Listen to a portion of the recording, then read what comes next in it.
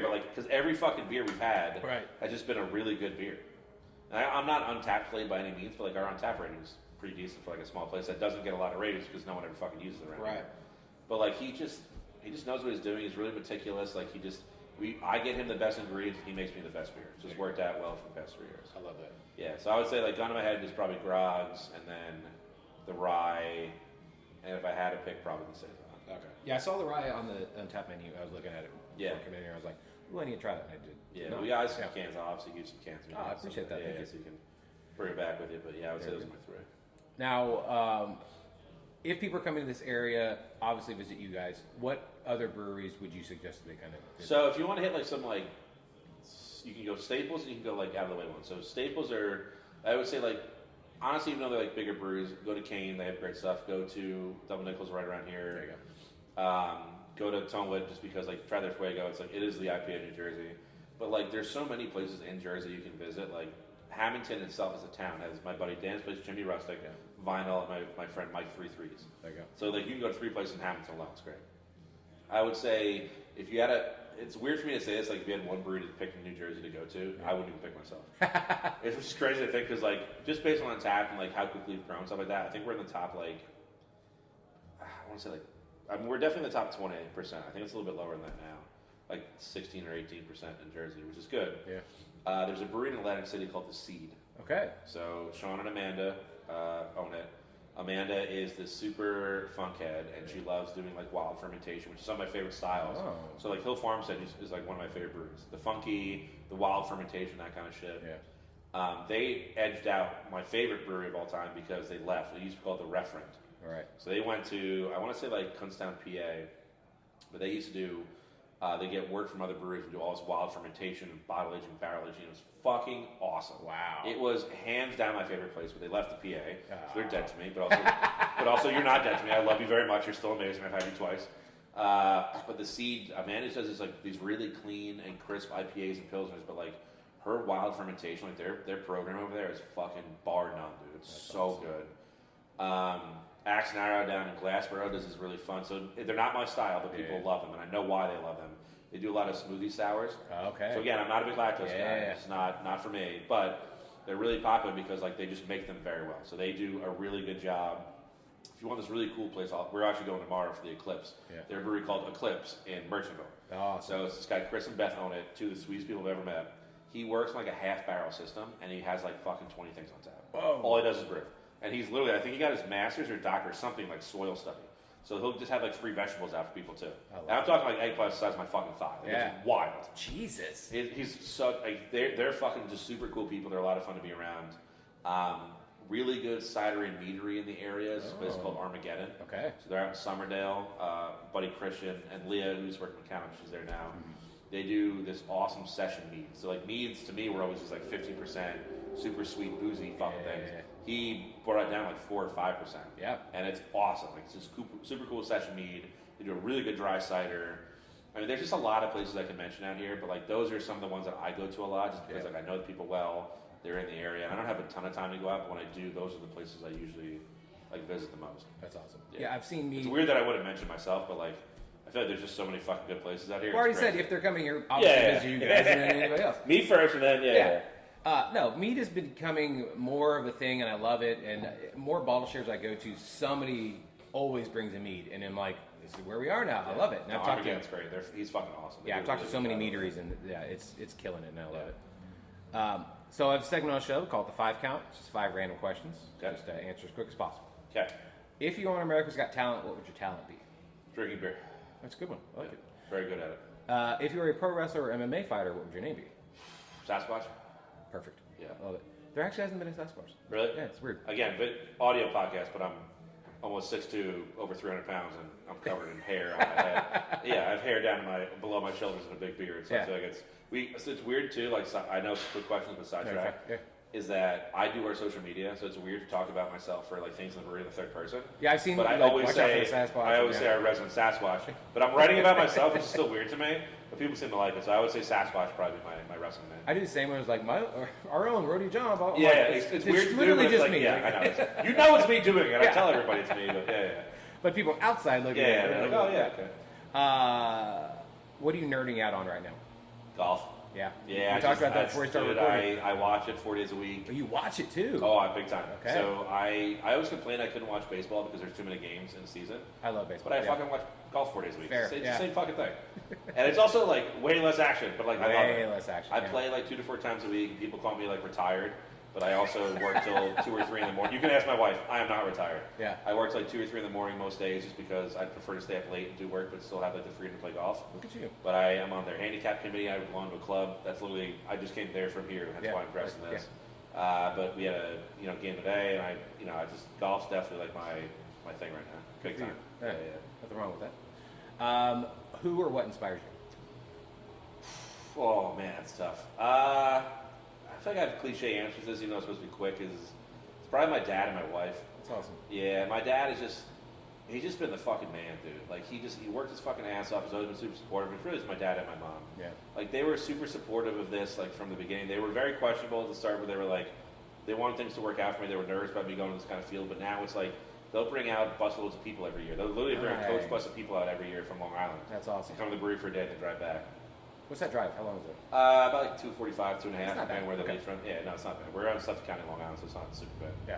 And then my wife. Like, I know it's like a cliche answer, but like I think about it when I look back on when I opened this place up. Like we were just dating in a condo. Like, we weren't married. I didn't like ask her already. We weren't engaged. Yeah. Like we were just boyfriend and girlfriend. I told her like we were like living together, and I was like, hey, like I'm gonna quit my job and I'm gonna go own a brewery. And she was like, yeah, have fun. And I was like, all right. But like she knows that like I'm the person that I am, and so she's a big introvert, so she'll get off of work at 5, she'll go home with the cats, read a book, and hang out. Yeah. I'll be out till like 11 o'clock at night. She knows I'm not an idiot, so I'm not gonna do anything stupid. I'm not bringing anybody else home. I'm gonna come home, I'm gonna eat Taco Bell, I'm gonna go to bed. There you go.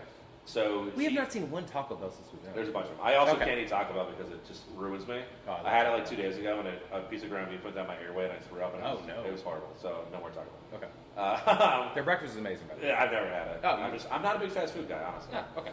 I don't know why the fuck I said Taco Bell. It's probably because we used to eat it all the time. I love it. But I mean, we went through like having a condo and like doing all the stuff that we're doing, and then she just has been like so supportive. Knows that it's okay that I'm working all the fucking time. We still schedule date nights, but like she's been the coolest person about like, hey, we can't hang out tonight because I have to go into work. I don't have a choice. So like I don't know. I don't think I could have done this with another person, honestly. If I wasn't by myself, maybe I could do it, but I don't think that any other person that I've ever been with or met would be as supportive as her, like pushing me to like make this place as good as it can. That's She's amazing. she rocks. Dude. How'd y'all meet? What? How'd y'all meet? Actually, Mount Laurel. I went against my cardinal rule of don't shit where you eat. And we started dating, and we've been together. So we've been married. This May will be 5 years together for 8. Congratulations. Thank you.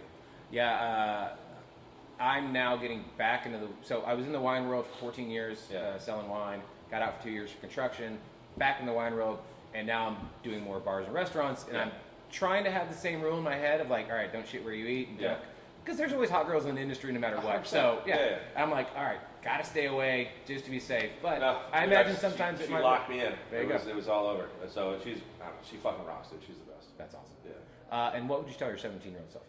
So my 17-year-old self? Oh God. Honestly, not to fucking have a callback, but like play golf.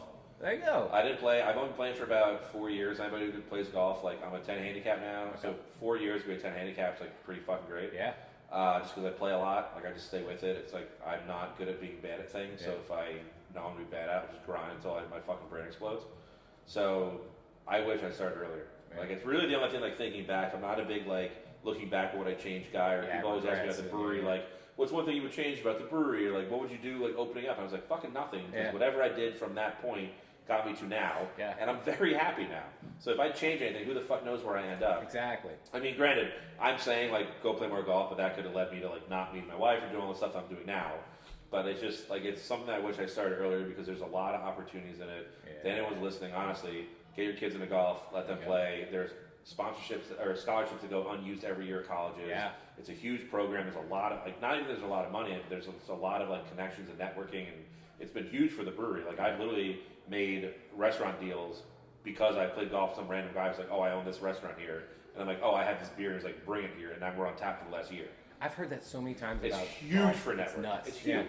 I mean, it's also like I as much as I am a 10 handicap, like I'm good at golf. Yeah.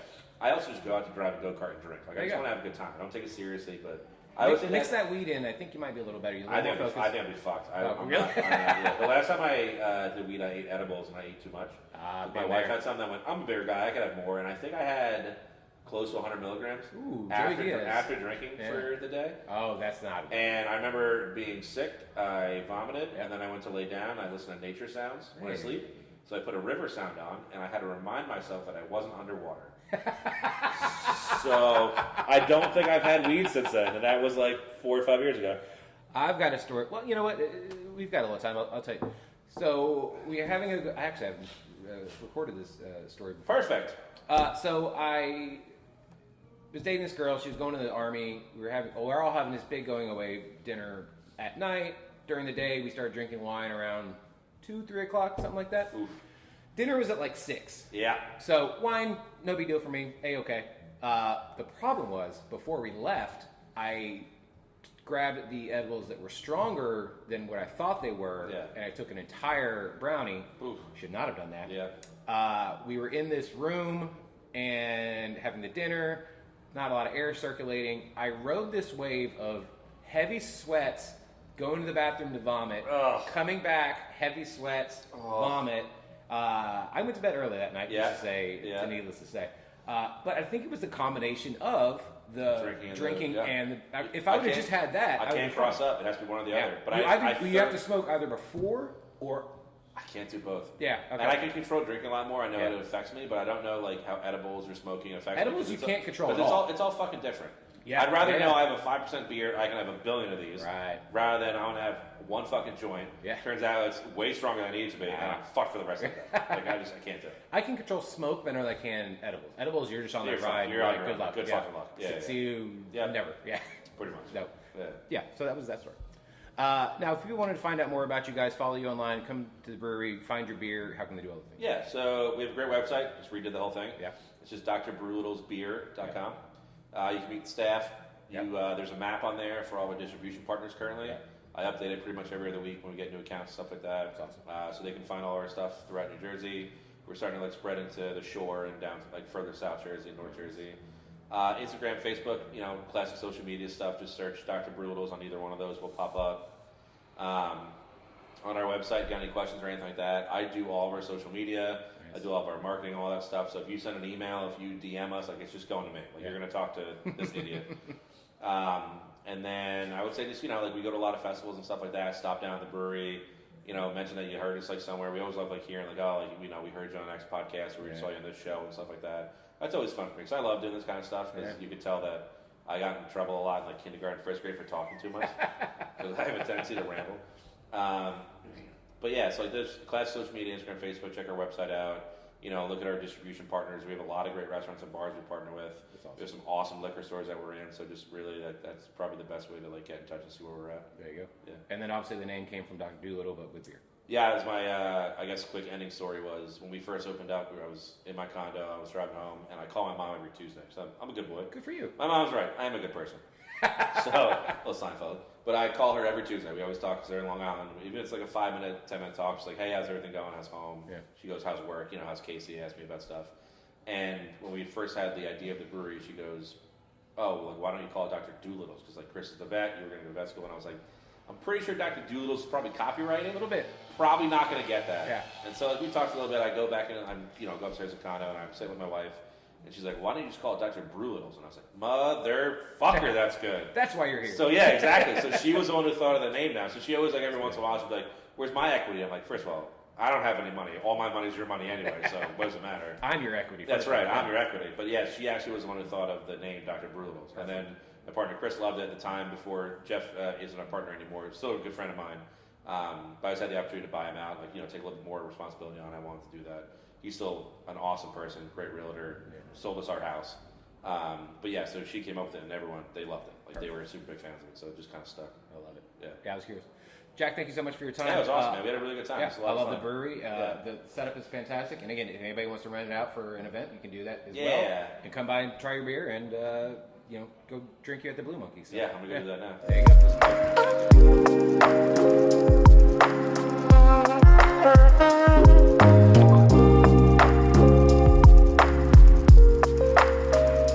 thank you so much to Jack for being on the show. Dr. Brewlittle, if you are in the Maple Shade area or even in Philly, it's just a nice little drive over